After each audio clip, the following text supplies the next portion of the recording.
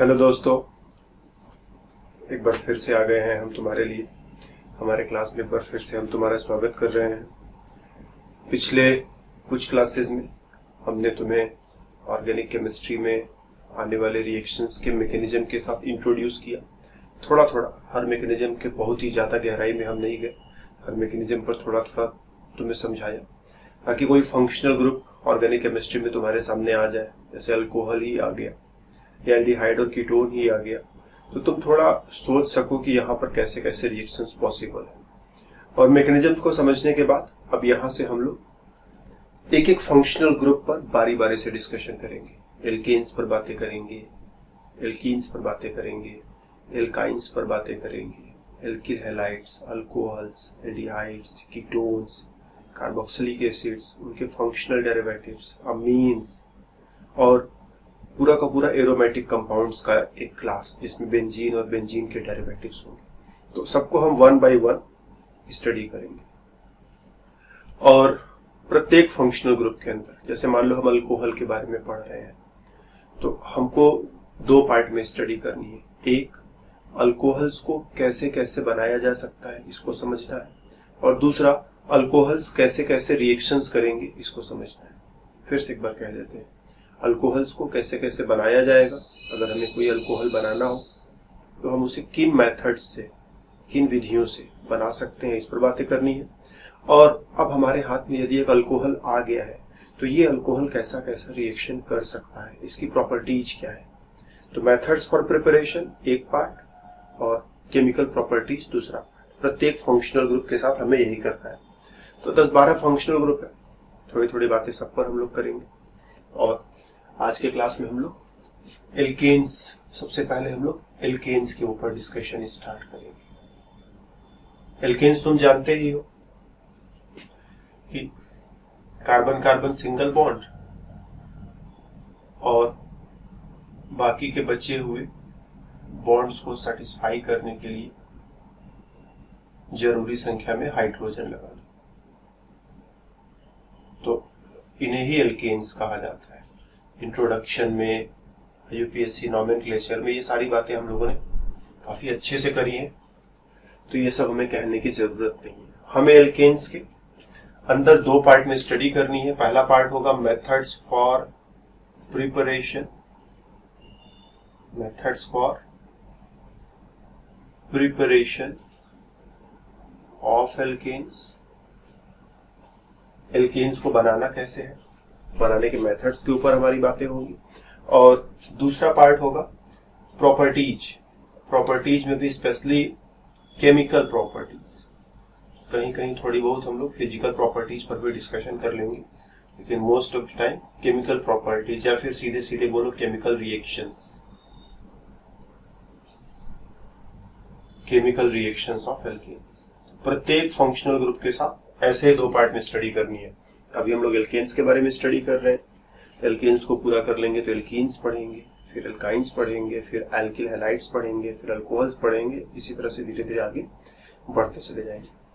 अगर पीछे वाला पोर्शन तुमने अच्छे से कंट्रोल किया है, जैसे तुमने आइसोमराइज्म पढ़ा है, मे भी पूरा आइसोमराइज्म पूरी बारीकी से तुम्हें न याद हो, पूरी बारीकी से ना आता हो, लेकिन एटलीस्ट अगर तुम्हारे सामने एक फॉर्मूला लिख दिया है तो तुम ये समझते हो कि इससे कई सारे आइसोमर्स बनाए जा सकते हैं। जैसे अगर हम लिख दे, तुम्हारे सामने लिख दे C5H10, तो तुम्हें ये आइडिया है कि C5H10 को जो है, C5H12 चलो लिखते हैं, तो C5H12 को बनाते समय एटलीस्ट जो है कार्बन चेन ऐसे ऐसे या ऐसे बनाया जा सकता है। मतलब एक फॉर्मूले से कई सारे स्ट्रक्चर्स बनाए जा सकते हैं। फिर आइसोमराइज्म के अंदर कई सारे पार्ट्स होते हैं, जैसे चेन आइसोमराइज्म, पोजीशन आइसोमराइज्म, फंक्शनल आइसोमराइज्म, एक स्पेशल टॉटोमरिज्म, जियोमेट्रिकल आइसोमराइज्म क्या होता है, ऑप्टिकल आइसोमराइज्म क्या होता है। ये छोटी छोटी बातें तुम्हें पता है। जनरल ऑर्गेनिक केमिस्ट्री में हमने तुम्हें inductive effect, resonance, hyper conjugation, और फिर इन तीनों की मदद से acidic strength, basic strength, dipole moment, ये सारी चीजें समझाई थी। इन सारी चीजों के बारे में थोड़ा थोड़ा आइडिया है। रिएक्शन मैकेनिज्म पर हमने बातें करी थी। रिएक्शन मैकेनिज्म का हल्का हल्का जितना बताया था उतना ही, बहुत परेशान नहीं होना है। थोड़ा थोड़ा हमने बताया ही था, बहुत तुम्हें परेशान नहीं किए वहां पर, क्योंकि अभी रिएक्शंस एक एक फंक्शनल ग्रुप्स के साथ हमें पढ़ना ही, तो वहीं पर क्यों सारा ज्ञान झाड़ देना है। तो वहां पर बस थोड़ा थोड़ा तुम्हें समझाया था कि ऐसा ऐसा सिचुएशन रहेगा तो ऐसा ऐसा रिएक्शन होगा। तो ये सब नॉलेज अगर तुम्हारे पास है तो ये सेक्शन जिसमें हम लोग एक एक फंक्शनल ग्रुप को दो दो पार्ट में डिवाइड करके, तो मेथड्स फॉर प्रिपरेशन और दूसरा उनकी प्रॉपर्टीज, दो दो पार्ट में डिवाइड करके स्टडी करने जा रहे हैं। इस सेक्शन में तुम्हें कोई परेशानी नहीं होगा, तुम इसे खूब अच्छे से एंजॉय करोगे। हाँ, वो आइसोमराइज्म वगैरह तुमने एकदम छुआ ही नहीं है, पढ़ना तो तुमने छुआ ही नहीं है। रिएक्शन मैकेनिज्म का बिल्कुल तुमने कोई नाम ही नहीं लिया। जनरल ऑर्गेनिक केमिस्ट्री में inductive effect, resonance, hyper conjugation क्या होता है तुमने शब्द ही नहीं सुन रखे, तो फिर तुम्हें यहाँ पर मुश्किल होने वाली।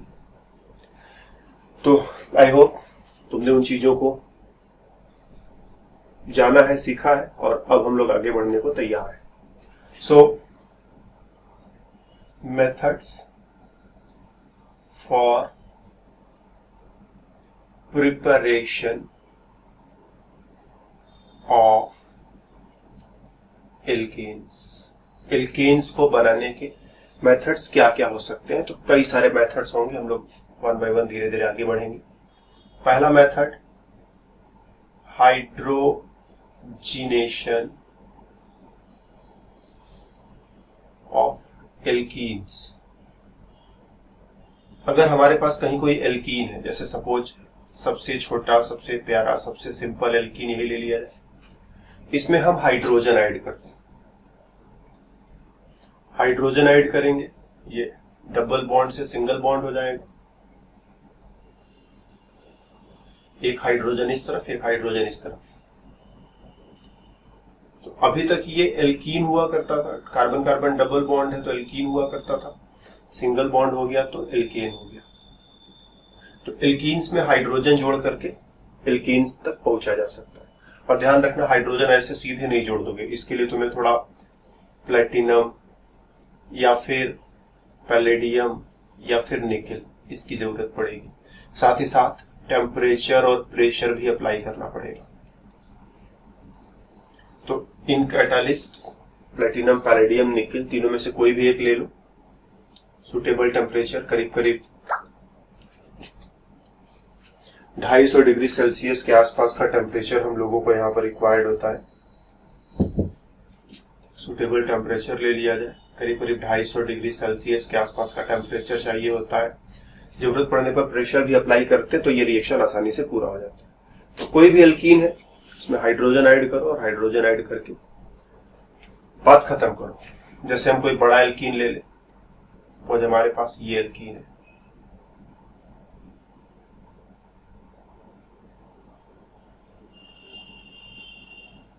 और इसमें हम हाइड्रोजन के साथ हम लोग palladium, required temperature, required pressure maintain करेंगे तो हाइड्रोजन का मॉलिक्यूल यहीं पर आकर के रिएक्शन करेगा। एक हाइड्रोजन इस तरफ, एक हाइड्रोजन उस तरफ, और रिएक्शन पूरा करोगे तो 1 2 3 4 5 6 कार्बन है, तो तुम यहां तक पहुंच जाओगे। पहले ये क्या है, हेक्स, और कार्बन नंबर 2 और 3 के बीच में डबल बॉन्ड है तो 2E, और अब क्या हो गया, हेक्सेन हो गया। तो हेक्सीन से हेक्सेन बना लिया, डबल बॉन्ड से सिंगल बॉन्ड बना लिया। इवन साइक्लिक एल्कीन्स रहे, जैसे ये मॉलिक्यूल है, डबल बॉन्ड यहाँ पर है, इसमें हाइड्रोजन जोड़ दो।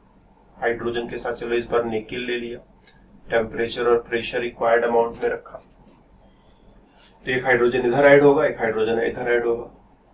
और जब हम लाइन स्ट्रक्चर बनाते हैं तो हमारे पास सुविधा होती है कि हम हाइड्रोजन को छुपा सकते हैं। तो एक हाइड्रोजन यहाँ छुपा दिया, हाइड्रोजन यहाँ छुपा दिया, और बीच में सिंगल बॉन्ड कर लिया। तो साइक्लोहेक्सीन से साइक्लोहेक्सीन। अगर मॉलिक्यूल ऐसा रहा जिसमें 2 बार डबल बॉन्ड है, क्या एक डबल बॉन्ड यहाँ, एक डबल बॉन्ड यहाँ, तो इसमें हाइड्रोजन का 2 मॉलिक्यूल ऐड होगा। फिर से निकेल या पैलेडियम जो भी लेना चाहो ले लो, टेम्परेचर प्रेशर अप्लाई करो, और हाइड्रोजन का एक मॉलिक्यूल इधर ऐड होगा, हाइड्रोजन का एक मॉलिक्यूल इधर ऐड होगा, और फिर से तुम्हें साइक्लोहेक्सेन मिल जाएगा। तो इस तरह से बड़े ही आसानी से, ये कोई कॉम्प्लिकेटेड रिएक्शन नहीं, बड़ा ही सिंपल रिएक्शन। इनफैक्ट जब हम अपने 11th और 12th में पढ़ा करते थे तो ऑर्गेनिक केमिस्ट्री में मेरे को ज्यादा आनंद नहीं आता था, और फिर भी जो है ये उन थोड़े से रिएक्शंस में से है जो हमको भी समझ में आ जाता। कोई एंजॉय नहीं करते थे ऑर्गेनिक केमिस्ट्री को, फिर भी जो है ये रिएक्शन हमको भी आता था, तो जब हमको भी आता था तो तुमको तो आ ही जाएगा। दूसरा method, hydrogenation of alkynes. Suppose अपने पास कोई एल्काइन है, जैसे हम लोग कार्बन कार्बन ट्रिपल बॉन्ड लिखते हैं, इधर कुछ जोड़ दें। चलो मान लो यहाँ कोई एल्किल ग्रुप लगा दिया, यहाँ पे कोई एल्किल ग्रुप लगा दिया, R और R डैश कर देते हैं। इसमें ट्रिपल बॉन्ड है, तो पहले एक बार हाइड्रोजन जोड़ोगे, तो एक हाइड्रोजन इधर एक हाइड्रोजन इधर, और अब ये डबल बॉन्ड तक पहुंचेगा। एक हाइड्रोजन इस तरफ एक हाइड्रोजन इस तरफ, फिर से एक बार और हाइड्रोजन जोड़ोगे, तो एक हाइड्रोजन यहां एक हाइड्रोजन यहां, फिर से जोड़ दो, तो अब देखोगे तो ये सिंगल बॉन्ड हो जाएगा।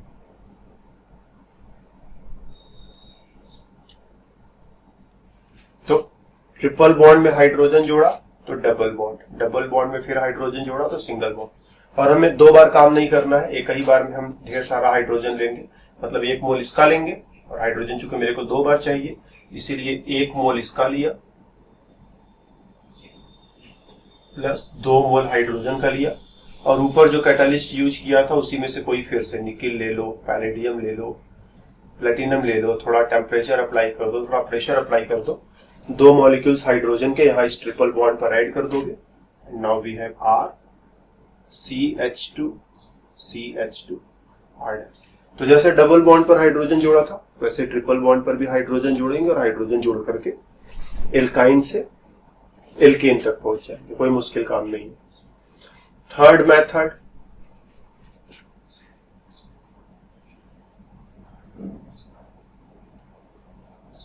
Wurtz reaction on alkyl halides. ये लिखने की जरूरत नहीं थी कि एल्किल हैलाइड्स पर करना है, क्योंकि एल्किल हैलाइड्स पर ही होता ही है। वुड्स रिएक्शन लिखना है काफी, कुछ इसको वुड्स रिएक्शन पढ़ते हैं, कुछ इसको वर्ड्स रिएक्शन पढ़ते हैं, तुम जो पढ़ना चाहो तुम्हारी मर्जी। हमारे गुरुजी ने पहली बार जो इसको वुड्स रिएक्शन कह दिया था, पहला शब्द जो कान में चला गया वो अभी तक जो है चलता ही रहता है, मानता नहीं है। तो वुड्स रिएक्शन, हमारे पास कोई एल्किल हैलाइड है, कह दो CH3CH2 इथाइल ग्रुप के साथ यहाँ पर क्लोरीन, ब्रोमीन, आयोडीन कुछ भी जोड़ दो, ठीक। तो हमने चलो कह दिया, यहाँ पर हमने लगा दिया क्लोरीन लगा दिया। अब इसके 2 मॉलिक्यूल्स, एक मॉलिक्यूल नहीं 2 मॉलिक्यूल्स, एक मॉलिक्यूल और लिख रहे हैं और इसको ऐसे घुमा करके लिख रहे हैं, मतलब क्लोरीन इधर CH2CH3 ऐसे। इस बॉन्ड को ब्रेक करो, इस बॉन्ड को ब्रेक करो, इस कार्बन को लाकर इस कार्बन में चिपका दो, और दोनों क्लोरीन जाएंगे कहां, तो इसी में हम सोडियम लेंगे। सोडियम के साथ जब एल्किल हैलाइड को मिला देते हैं, और साथ ही साथ हम लोग इधर ऐसे लिख देते हैं, हम लोग कोई ईथर एज सॉल्वेंट, और मे भी थोड़ा सा हीट करना पड़े, तो हमने कोई एल्किल हैलाइड लिया, सोडियम मेटल उसमें मिलाया, ईथर लिया एज ए सॉल्वेंट। बहुत सारे ईथर्स होते हैं। ईथर क्या होता है तो तुम जानते हो, RO R-, इस तरह के कंपाउंड्स को ईथर कहते हो। तो जैसे हम लोग CH3 CH2 ऑक्सीजन, फिर CH2 CH3, इधर भी इथाइल इधर भी इथाइल, तो डाई इथाइल ईथर। ये बड़ा ही कॉमन सा चीज है, अक्सर करके इसका इस्तेमाल कर लेते हो। या फिर एक और मॉलिक्यूल है, ऑक्सीजन है, इधर भी कार्बन चेन इधर भी कार्बन चेन, लेकिन दोनों मिलकर के ऐसा साइकिल बना दे, टेट्राहाइड्रोफ्यूरॉन, शॉर्ट में THF लिखते हैं। तो इन दोनों में से किसी का भी इस्तेमाल, या मे भी कोई और ईथर भी तुम ट्राई कर सकते हो। तो इस तरह का कोई भी एक ईथर जो है सॉल्वेंट की तरह से हम लोग रिएक्शन में लेते हैं। बहुत बार हमें रिएक्शंस को करने के लिए सॉल्वेंट की जरूरत पड़ती है, तो हर बार एक सुटेबल सॉल्वेंट चुन लेते हैं, ठीक। अब ये सुटेबल सॉल्वेंट कैसे चुनते हैं ये धीरे धीरे तुम्हें खुद आइडिया होगा। एक एक रिएक्शन के पीछे पड़ने की जरूरत नहीं है कि इसमें यही वाला सॉल्वेंट क्यों लिया, वो वाला क्यों नहीं लिया, फिर ऐसे तो हम पढ़ चुके हैं। हर रिएक्शन के पीछे इतना पढ़ेंगे तो रिएक्शन थोड़ा कॉम्प्लिकेटेड हो जाएगा। तो बस ऐसे देखते चलेंगे, धीरे धीरे समझ में तुम्हें आने लगेगा कि क्यों यही वाला सॉल्वेंट, क्यों और कोई सॉल्वेंट नहीं लिया। धीरे धीरे जैसे जैसे केमिस्ट्री पर पकड़ बनेगी कोई मुश्किल नहीं होगी। तो ये क्लोरीन निकला, इस कार्बन को इस कार्बन में चिपका दो, तो CH3 CH2 CH2 CH3 plus 2 बार सोडियम 2 बार क्लोरीन मिला के 2NaCl। अगर क्लोरीन की जगह ब्रोमीन रहा होता तो NaBr हो जाता, आयोडीन रहा होता तो NaI हो जाता। तो इस तरह से एल्किल हैलाइड्स पर ऊर्ज रिएक्शन करके हम लोग एल्किल हैलाइड को एल्केन में बदल सकते हैं। तो ये क्या है, एल्किल हैलाइड। तुमने एल्किल हैलाइड लिया, ठीक, और यहां पर क्या बन गया, एल्केन। इसमें कितना था, 2 कार्बन यहां और 2 कार्बन यहां, 2 और 2 मिला करके 4 कार्बन का एल्केन बनेगा। इसी तरह से मान लो तुमने प्रोपाइल ग्रुप के साथ कुछ कर दिया, ये ले लिया प्रोपाइल ग्रुप, यहां पर तुम क्लोरीन ब्रोमीन आयोडीन कुछ भी जोड़ दो। फ्लोरीन को अवॉइड करते हैं। हैलोजेंस की अगर बात करें तो हैलोजेंस में फ्लोरीन भी आता है, फ्लोरीन है, क्लोरीन है, ब्रोमीन है, आयोडीन है, चारों ही हैलोजेंस की कैटेगरी में आते हैं। लेकिन फ्लोरीन का बॉन्ड कार्बन के साथ इतना मजबूत होता है, उसको तोड़ते तोड़ते जो है तुम्हारा तेल निकल जाएगा, और हम नहीं चाहते कि तुम्हारा तेल निकले, इसीलिए जो है यहाँ फ्लोरीन हम अवॉइड करेंगे। क्लोरीन ब्रोमीन आयोडीन कुछ भी, तो ब्रोमीन ले लिया। और फिर से वही बात, इसका एक और मॉलिक्यूल लिख लो ऐसे घुमा करके। ये ब्रोमीन बाहर निकला, ठीक। इसका मैकेनिज्म भी है, लेकिन इसका मैकेनिज्म जब हम लोग एल्किल हैलाइड चैप्टर पढ़ेंगे तो वहां पर डिस्कस करेंगे, ठीक। यहाँ पर हर जगह हम लोग मैकेनिज्म नहीं डिस्कस करेंगे। ऐसा नहीं कि बस रिएक्शन आया तुरंत मैकेनिज्म के पीछे पड़ गया।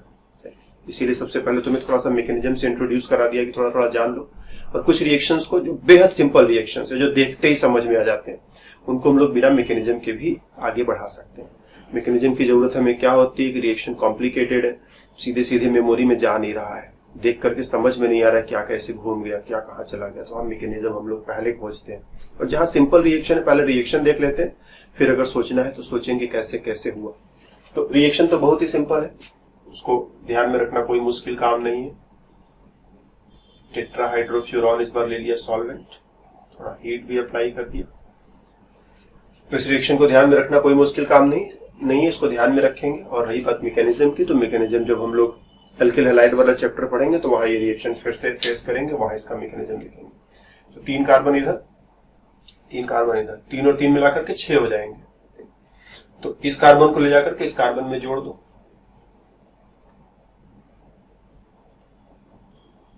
और ऐसा करने से फिर से तुम्हें एक एल्केन प्लस ट्वाइस NaBr। तो अगर मेरे को इस मेथड से इथेन बनाना है, ठीक, तो क्या करें हम, CH3X, X क्या है, क्लोरीन ब्रोमीन आयोडीन, इसके साथ स्टार्ट करेंगे। एक मिथाइल एक मॉलिक्यूल से, दूसरा मिथाइल दूसरे मॉलिक्यूल से, CH3 2 बार मिलकर के इथेन बना डालेंगे। अगर मेरे को ब्यूटेन बनाना है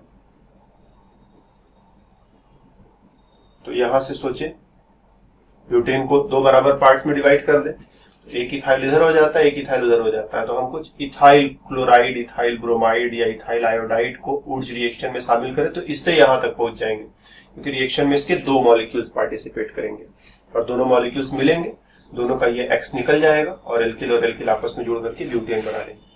इसी तरह से अगर मेरे को हेक्सेन बनाना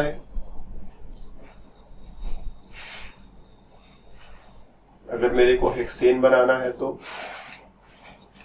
3 कार्बन इधर 3 कार्बन उधर, बीच में से ऐसे प्लान करो, हम 3 कार्बन का एल्किल हैलाइड लेकर के चले, एक मॉलिक्यूल का 3 कार्बन और दूसरे मॉलिक्यूल का 3 कार्बन मिलाकर के 3 और 3 मिलाकर के 6 हो जाएंगे, तो हमें 6 कार्बन का एल्केन मिल जाएगा। तो तुम देख रहे हो, एक मिथाइल हैलाइड लिया तो मिथाइल और मिथाइल मिलकर के इथाइल हैलाइड लिया, सॉरी मिथाइल और मिथाइल मिलकर के इथेन, और इथाइल हैलाइड लिया तो इथाइल और इथाइल मिलकर के ब्यूटेन, प्रोपाइल हैलाइड लिया तो प्रोपाइल और प्रोपाइल मिलकर के हेक्सेन। तो यहाँ कितने कार्बन है, 2 कार्बन है। यहाँ कितने कार्बन है, 4 कार्बन है। यहाँ कितने कार्बन है, 6 कार्बन है। तो तुम देख रहे हो इवन नंबर में ही हम लोग चल रहे हैं। तो इस मेथड से हम लोग इवन नंबर वाले एल्केन्स, इवन कार्बन नंबर वाले एल्केन्स 2, 4, 6, 8, 10 ऐसे एल्केन्स को बना सकते हैं। इतना ही नहीं, इस मेथड से जो एल्केन बनाओगे वो एल्केन बीच में से दो इक्वल पार्ट में हमेशा डिविजिबल रहेगा। जैसे हम लोग एक थोड़ा सा और बड़ा रिएक्शन लेते हैं, मान लो हमारे पास ये वाला एल्किल हैलाइड है, ठीक है, इसमें इधर ब्रांचिंग भी हो रखी है, क्या फर्क पड़ता है ब्रांचिंग से, यहां पर कह दो आयोडीन है और इसका रिएक्शन हम फिर से वही सोडियम से करा रहे हैं। तो इसी मॉलिक्यूल को एक बार घुमा करके, हम तो मन के अंदर ही समझ जाते हैं, लेकिन अब तुम मन के अंदर भी इतनी जल्दी नहीं समझ पाओगे, तो तुम्हारे लिए हमने इस मॉलिक्यूल को ऐसे घुमा करके एक बार और लिख दिया, ठीक, एक बार इधर से इधर लिखा, एक बार इधर से इधर लिखा और सोडियम के साथ रिएक्शन कराया। तो ये आयोडीन बाहर, ये आयोडीन बाहर, इस कार्बन को इस कार्बन से जोड़ दो, तो अब तो तुम्हारे हाथ में प्रोडक्ट आएगा, यही होगा ना।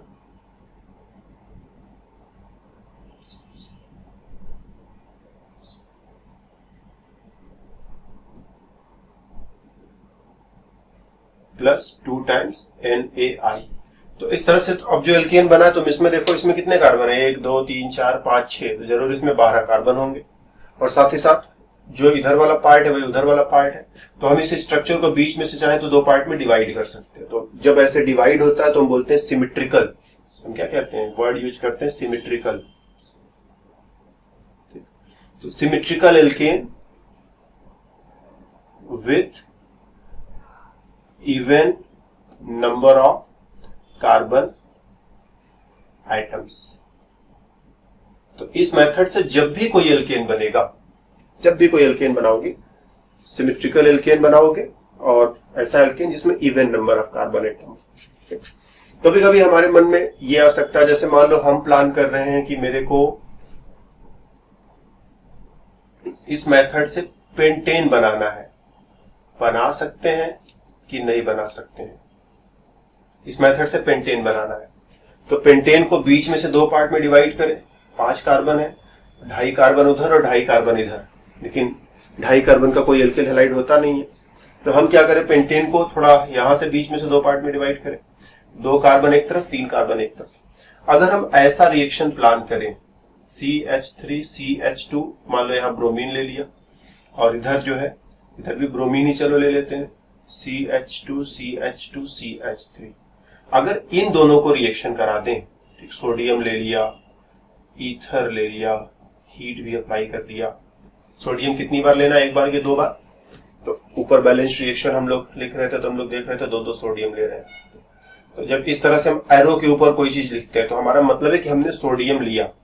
कितना सोडियम लिया तुम अपने से सोच समझ करके एडजस्ट कर लेना। ये मत सोचना कि 2 सोडियम की जरूरत थी तो एक ही सोडियम क्यों लिखा। सोडियम मतलब सोडियम, जितना चाहिए उतना है। तो सोडियम लिया, ये सोडियम क्या करेगा, रिएक्शन करेगा, ये ब्रोमीन गया, ये ब्रोमीन गया और ये वाला कार्बन इस वाले कार्बन से जोड़ दे, तो मेरे को लगेगा कि ये पेंटेन बन तो सकता है। इसमें तो ऑड नंबर है ना, 5 carbon, odd number, odd number का हमने एल्केन बना लिया। लेकिन यहां पर एक परेशानी है। परेशानी क्या है, तुम ये समझो कि जब तुम रिएक्शन कराते हो तो यहां तो बोर्ड पर तो इसको एक बार लिख रहे हो, इसको एक बार लिख रहे हो, लेकिन जब तुम रिएक्शन कराते हो, मान लो तुमने 1 ग्राम इसका लिया, 1 ग्राम इसका लिया, तुम्हें इस बात का आइडिया है ना कि 1 ग्राम में कितने मॉलिक्यूल्स हो सकते हैं। अरबों खरबों से भी ज्यादा मॉलिक्यूल्स होते हैं 1 ग्राम कंपाउंड्स के अंदर, क्योंकि एक मॉलिक्यूल बहुत छोटा होता है। 1 ग्राम में बहुत सारे मॉलिक्यूल्स होंगे, जिंदगी भर भी बैठ करके हम गिने तो गिनती नहीं कर पाएंगे। मैथमेटिकली भले हम कैलकुलेट कर लेते, लेकिन पर्सनली गिनना पड़ेगा, ये रहा 1 मॉलिक्यूल, ये रहा 2 मॉलिक्यूल, ये रहा 3 मॉलिक्यूल, ये रहा 4 मॉलिक्यूल, 5 मॉलिक्यूल, जिंदगी खत्म हो जाएगी। लेकिन 1 ग्राम इथाइल ब्रोमाइड या 1 ग्राम प्रोपाइल ब्रोमाइड के अंदर कितने मॉलिक्यूल्स हम काउंट नहीं कर पाएंगे। बहुत बहुत बहुत बहुत बहुत ज्यादा होते हैं। ठीक, मोल कॉन्सेप्ट एवोगैड्रो नंबर के अकॉर्डिंग सोचो तो 1 ग्राम तुमने इसका लिया, कितने मॉलिक्यूल्स है, ढेरों मॉलिक्यूल्स है। चलो थोड़ी देर के लिए मान लिया 1000 मॉलिक्यूल इसकी और 1000 मॉलिक्यूल इसकी, हालांकि मॉलिक्यूल अरबों खरबों में है, लेकिन मान लिया कि चलो 1000 मॉलिक्यूल इसकी, 1000 मॉलिक्यूल इसकी। जब इनको आपस में रिएक्शन करने के लिए मिलाओगे तो इथाइल ब्रोमाइड का 1 मॉलिक्यूल प्रोपाइल ब्रोमाइड के दूसरे मॉलिक्यूल से, मतलब इथाइल ब्रोमाइड का 1 मॉलिक्यूल और प्रोपाइल ब्रोमाइड का 1 मॉलिक्यूल आपस में टकराएंगे तब तो ये प्रोडक्ट बनेगा। ठीक, इथाइल और प्रोपाइल, इथाइल ब्रोमाइड और प्रोपाइल ब्रोमाइड दोनों के एक मॉलिक्यूल आपस में टकराएंगे तब ये प्रोडक्ट बनेगा। लेकिन अब ध्यान से सोचना, 1000 मॉलिक्यूल इसके, 1000 मॉलिक्यूल इसके, टोटल 2000 मॉलिक्यूल्स की भीड़ है, सब उसी में आपस में इधर उधर मिक्स हो गए हैं, कौन लड़का कौन लड़की पहचानना मुश्किल, ये आपस में टकरा रहे हैं। तो हम क्या इस बात की गारंटी दे सकते हैं कि हर बार इथाइल ब्रोमाइड का मॉलिक्यूल जाकर के प्रोपाइल ब्रोमाइड से ही टकराएगा? क्या ऐसी गारंटी दी जा सकती है? आंसर है नहीं। ये भी तो हो सकता है ना कि इथाइल ब्रोमाइड जाकर के इथाइल ब्रोमाइड से ही टकरा जाए, ये भी हो सकता है प्रोपाइल ब्रोमाइड जाकर के प्रोपाइल ब्रोमाइड से ही टकरा जाए, और ये भी हो सकता है कि इथाइल ब्रोमाइड जाकर के प्रोपाइल ब्रोमाइड से टकरा जाए। तो इथाइल और इथाइल टकराएंगे तो इथाइल में 2 कार्बन, दूसरे इथाइल में 2 कार्बन, 2 और 2 4 कार्बन का प्रोडक्ट बनेगा। मतलब कुछ ये चीज तुम्हें देखने को मिलेगा। प्रोपाइल और प्रोपाइल आपस में टकरा गए तो 3 और 3 मिलाकर के 6 कार्बन का प्रोडक्ट बनेगा, और इथाइल और प्रोपाइल आपस में टकरा गए तो 5 कार्बन का प्रोडक्ट बनेगा, ये वाला।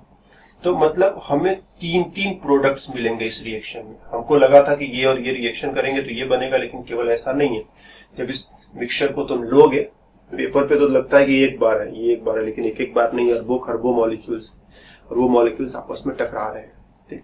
तुमने लिया एक मॉलिक्यूल, एक कंपाउंड लिया ए और दूसरा कंपाउंड लिया बी, तुमको लगेगा कि ए का टक्कर बी से केवल होगा, लेकिन ऐसा नहीं है। ए का टक्कर ए के साथ भी हो सकता है, बी का टक्कर बी के साथ भी हो सकता है, ए का टक्कर बी के साथ भी हो सकता है। 3 रास्ते हैं।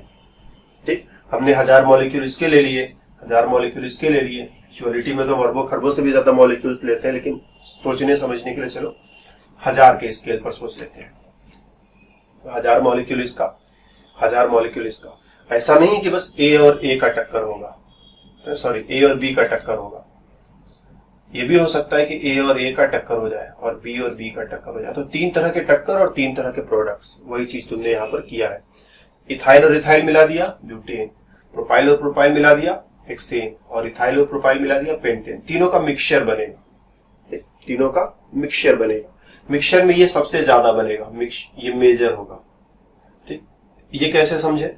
मेजर मतलब सबसे ज्यादा जो बनेगा। ये कैसे समझे? मान लो तुम्हारे पास 2 बॉल है जो रेड कलर के हैं, हम 1000 से भी और नीचे आ गए, चलो 2 बॉल्स पर आ गए, या 3 बॉल्स कर देते हैं। 3 बॉल्स रेड और 3 बॉल्स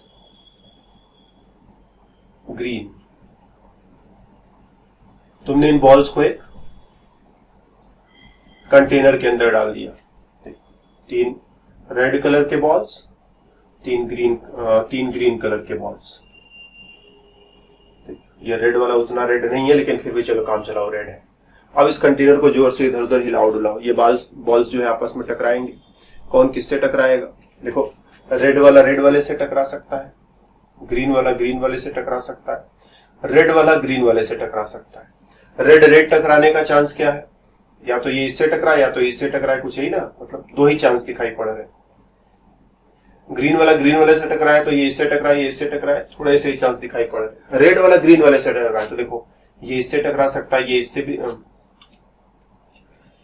ये इससे टकरा सकता है, इससे टकरा सकता है, इसी तरह से ये इससे टकरा सकता है, इससे टकरा सकता है, ये इससे टकरा सकता है, ये इससे टकरा सकता है। मतलब सॉरी, ये वाला नहीं लेना। Red green red green red green red green red green red green, तो कई तरह से रेड और ग्रीन आपस में टकरा सकते हैं। तो रेड और ग्रीन को टकराने का चांस सबसे ज्यादा है, रेड और रेड के टकराने का चांस कम है, ग्रीन और ग्रीन के टकराने का चांस कम है।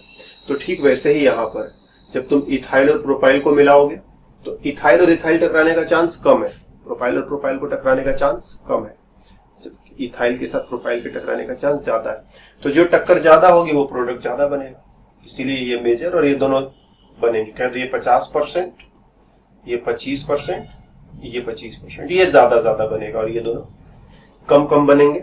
और साथ ही साथ ये जो खिचड़ी बनेगी, 3 प्रोडक्ट्स की खिचड़ी बनी है, इसमें से इन प्रोडक्ट्स को सेपरेट करना बहुत मुश्किल होता है, बहुत मुश्किल होता है। इसीलिए ऐसे रिएक्शंस यूजफुल नहीं होते कि जो प्रोडक्ट चाह रहे थे वो बन तो गया, लेकिन उसके साथ साथ ये 2 फालतू के प्रोडक्ट्स भी बन जा रहे हैं, जिनको मिक्सचर में से सेपरेट करना, अपने काम की चीज को मिक्सचर में से निकालना यहाँ पर इतना आसान नहीं होगा। इसीलिए ये रिएक्शन यूजफुल नहीं है।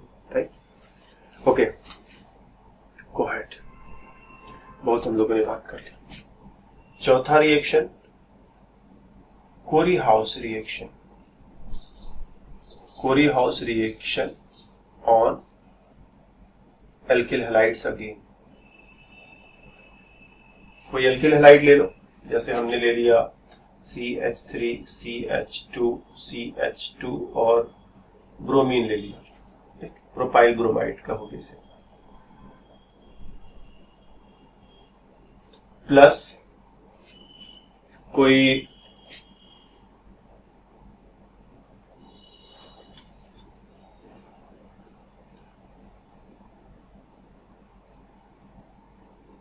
लिथियम डाइएल्काइल, कुछ इस वे में लिखोगे, क्यूप्रेट, लिथियम डाई इथाइल क्यूप्रेट। अगर तुम कोऑर्डिनेशन केमिस्ट्री समझते हो तो इसका स्ट्रक्चर समझ रहे हो, नहीं समझते हो तो कोई परेशानी नहीं है। लिथियम पर +1 का चार्ज, इतना तो समझ में आता है, कॉपर पर +1 का चार्ज, और दोनों इथाइल में इस कार्बन पर -1 और -1 का चार्ज। इसका स्ट्रक्चर कुछ ऐसा है, कॉपर है, साइड में तक लिखते हैं, कॉपर है, कॉपर के साथ एक इथाइल ग्रुप और एक और इथाइल ग्रुप, दो इथाइल ग्रुप ऐसे कॉपर के साथ कनेक्टेड है। फिर इथाइल पर माइनस है, इस इथाइल पर माइनस है और कॉपर पर प्लस है, तो एक प्लस माइनस न्यूट्रल हो जाएगा, एक माइनस बचा रहेगा। उसको न्यूट्रलाइज करने के लिए बाहर से लिथियम लगा रखा है। और ये एल्किल ग्रुप तुम बदल सकते हो, कोई जरूरी नहीं कि हर बार इथाइल लिया जाए। इथाइल है, मिथाइल है, प्रोपाइल है, ब्यूटाइल है, तमाम सारे एल्किल ग्रुप्स यहाँ पर चुन सकते हो। और ध्यान देना, एल्किल ग्रुप के इस कार्बन पर निगेटिव चार्ज है।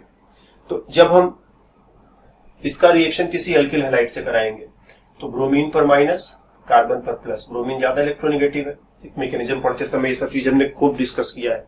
तो अब यहाँ पर दोबारा फिर से वही बात कहना जो है समझदारी नहीं है। अगर तुमने वहां नहीं पढ़ा है चीजों को तो वहां पर पढ़ो, क्योंकि यहाँ पर हमारे ऊपर बोझ मत बढ़ाओ और अपनी परेशानी न बढ़ाओ। अगर तुमने मैकेनिज्म नहीं पढ़ा है, 7-8 रिएक्शन की सीरीज है, छोटे छोटे, मतलब छोटे छोटे लेक्चर्स का 7-8 लेक्चर का सीरीज, एक बार उसको देख लोगे तो ऑर्गेनिक केमिस्ट्री का दर्द जो है ना, हमेशा रिएक्शन वाला दर्द हमेशा के लिए दूर हो जाएगा, नहीं तो हमेशा आप परेशान रहोगे। सो ब्रोमीन पर है माइनस, कार्बन पर है प्लस। क्यों? क्योंकि ब्रोमीन इलेक्ट्रोनेगेटिव ज्यादा है, इसलिए माइनस, इस पर प्लस। अब ये माइनस वाला कार्बन ला करके इस प्लस वाले कार्बन में जोड़ दो, क्या हो जाएगा? CH3, CH2, CH2। इस कार्बन को लाकर इसी में जोड़ रहे हैं, CH2 और CH3। तो 3 कार्बन इधर से, 2 कार्बन इधर से, 3 और 2 5 मिला करके पेंटेन बन गया। इसमें 2 एल्किल ग्रुप्स थे, एक एल्किल ग्रुप तो इसमें चला आया, दूसरा एल्किल ग्रुप को कॉपर के साथ ही चिपका दो, क्या जाता है? तो CH3, CH2, Cu और Li और Br को ऐसे चिपका दो, तो LiBr। तो ये मेथड जो है, इस मेथड को कोरी हाउस रिएक्शन कहते हैं। कोरी हाउस रिएक्शन में हम एक एल्किल हैलाइड लेते हैं जिसमें एल्किल ग्रुप के इस कार्बन पर पॉजिटिव चार्ज रहेगा, और दूसरा lithium dialkyl cuprate, lithium dialkyl cuprate. कोई जरूरी नहीं कि हर बार इथाइल ही रहे, इथाइल की जगह प्रोपाइल, मिथाइल कुछ भी हो सकता है। तो लिथियम डाई एल्किल क्यूप्रेट, और इसमें इस एल्किल ग्रुप के इस कार्बन पर नेगेटिव चार्ज है। क्यों नेगेटिव चार्ज है? यहाँ पर स्ट्रक्चर हमने तुम्हें समझाया कि कॉपर पर प्लस, लिथियम पर प्लस, इस पर माइनस, इस पर माइनस। तो यहाँ इस कार्बन पर नेगेटिव चार्ज है, इधर नेगेटिव चार्ज, इधर पॉजिटिव चार्ज। इस कार्बन को इस कार्बन में चिपका दो, तो 3 कार्बन इधर, 2 कार्बन उधर, 3 2 5। तो इस तरह से हमें पेंटेन मिल जाएगा। तो इस मेथड से भी हम तरह तरह के एल्केन्स बना सकते हैं। स्पेशली ऑड कार्बन वाले एल्केन्स बनाने हैं तो ये मेथड काफी अच्छा पड़ेगा तुम्हें, क्योंकि अब तुम इधर जितने चाहे उतने कार्बन ले सकते हो, उधर जितने चाहे उतने कार्बन ले सकते हो। तो अगर तुम्हें 5 कार्बन चाहिए, 3 इधर कर दो, 2 उधर कर दो, 5 हो जाएगा, या 4 इधर कर दो, 1 उधर कर दो, तब भी 5 हो जाएगा, राइट। तो जनरल रिएक्शन अगर इसका लिखना हो तो ऐसे लिख सकते हैं, RX प्लस Li R2Cu। और ध्यान रहे इधर क्या है, इस पर माइनस, इस पर प्लस, इसको हम R डैश, इसको R डैश बना देते हैं। और इधर क्या है, लिथियम पर प्लस है, कॉपर पर प्लस है, और 2 एल्किल ग्रुप है, दोनों पर माइनस और माइनस। तो ये माइनस वाला एल्किल और प्लस वाला एल्किल मिलकर के एक एल्केन बना देते हैं। प्लस एक एल्किल को कॉपर में चिपका दो, RCU, लिथियम को X में चिपका दो, तो LiX। इस तरह से बैलेंस्ड रिएक्शन है।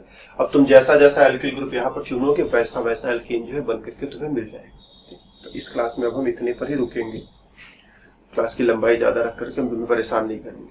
तो एल्केन्स को बनाने के मेथड्स और भी हैं, लेकिन उनका डिस्कशन हम लोग अगले क्लास में करेंगे। चलते हैं, फिर मिलेंगे अगले क्लास में। तब तक के लिए बाय बाय।